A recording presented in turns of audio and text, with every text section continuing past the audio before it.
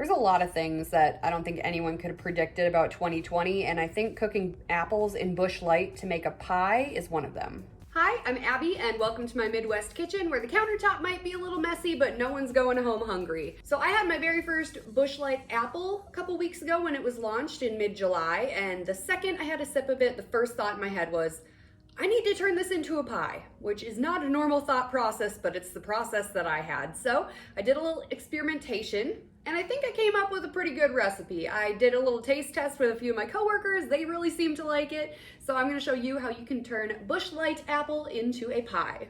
Here are the ingredients you'll need to make Busch Light apple pie. 3 Granny Smith apples. Actually, let's cut and peel those. Much better. I like to cut mine into pretty thin slices just because I think it makes it easier to eat the finished product, and don't forget to hit them with a little lemon juice to stop them from going brown. 1 cup of white sugar, 2 tablespoons of brown sugar, 1 heaping teaspoon of ground cinnamon, and of course the star of the show, Busch Light apple.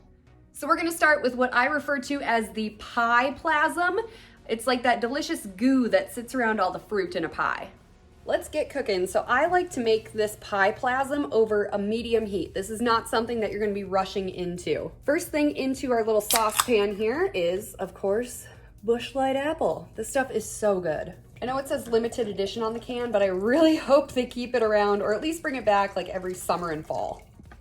It's just so light and crisp, and it's not syrupy like other apple beers, which I really appreciate. So we're gonna let the Busch Light apple start cooking here. I like to let it just kind of do its thing in the saucepan alone until it brings it up to almost a boil, and then I'll start dumping in other ingredients. Since this is kind of a longer process, this one's for me. Still just as good as the first taste. So while you're letting your pie plasm do its thing, this would be a great time to work on your crusts. You can either make them from scratch, which I hate doing, or you can do what I did and just buy the pre-made ones. There is nothing wrong with pre-made crusts. You're just gonna wanna make sure that you let them sit out at room temperature so they get more pliable. When I tried making this pie for the first time, I did not do that. I just went straight from the fridge to my pie pan, and they crumbled and cracked, and I was trying to like squish them back together. Wasn't pretty. Take these out, make sure that they're sitting at room temp.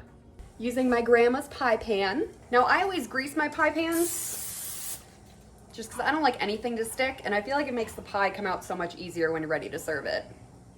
Okay, that is a boil if I've ever seen one, so we'll turn it down to medium and add in our cup of sugar. This is the white sugar. And keep stirring and make sure this gets good and dissolved. So the sugar has now dissolved into the Busch Light apple. I cannot see any of it. It is all mixed in. They're best friends now, and we are going to add in our peeled and cut apples. Make sure they are good and coated.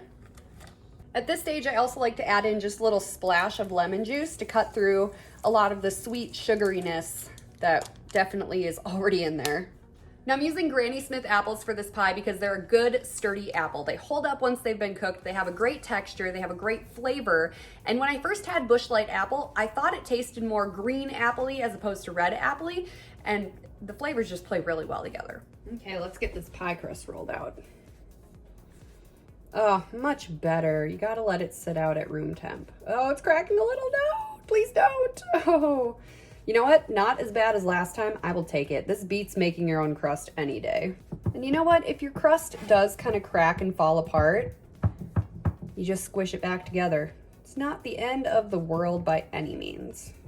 And of course, you're gonna wanna vent this bottom shell just so it doesn't poof up when it's in the oven. So you just take a fork and you stab, stab, stab. And we'll just bake off that bottom pie crust for like, I put mine in for about 6-7 minutes, just so it has like a good solid base for when you put your filling in. Okay, these apples are looking really good and really soft, so I'm going to add in the brown sugar and the cinnamon. And let that all cook down a little bit.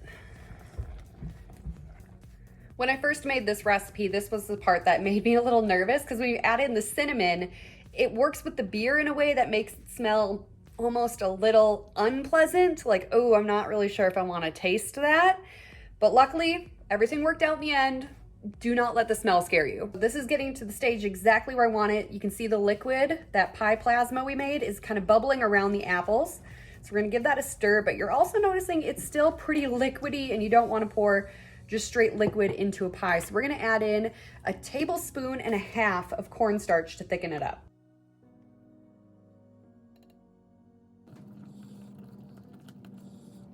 Knock the heat down to a nice low on the burner. Okay, and with that, our pie filling is ready to go. I'm just gonna do a little quality control taste test here, even though temperature is literally lava. Perfect.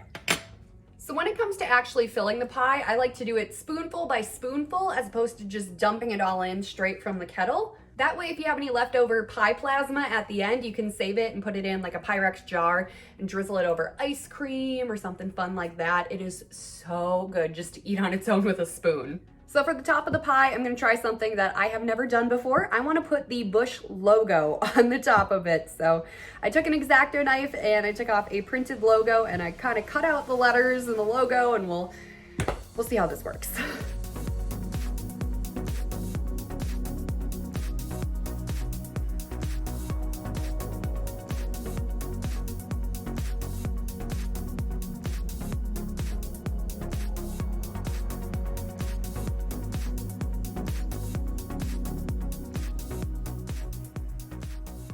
So I'm really glad that this logo kind of worked out because I didn't have a backup top crust.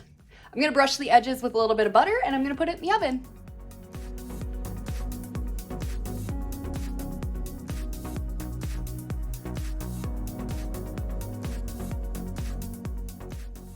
So the pie is done. I let it sit and cool on the counter for a couple hours. It's actually still warm under it, so it takes a while to cool off, but here's the finished product. Yay! I'm so glad that this cinnamon sugar artwork didn't get too destroyed in the baking process. I think it turned out pretty good.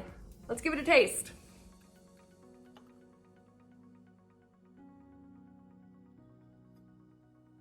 A Busch apple pie. Who knew you could turn beer into pie?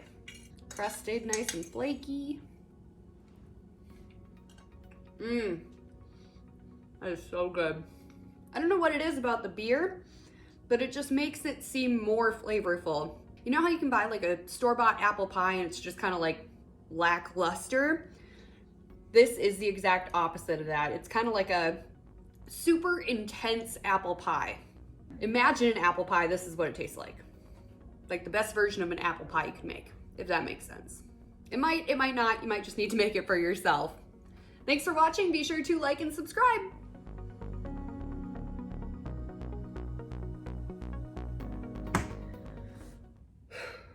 Where's my beer?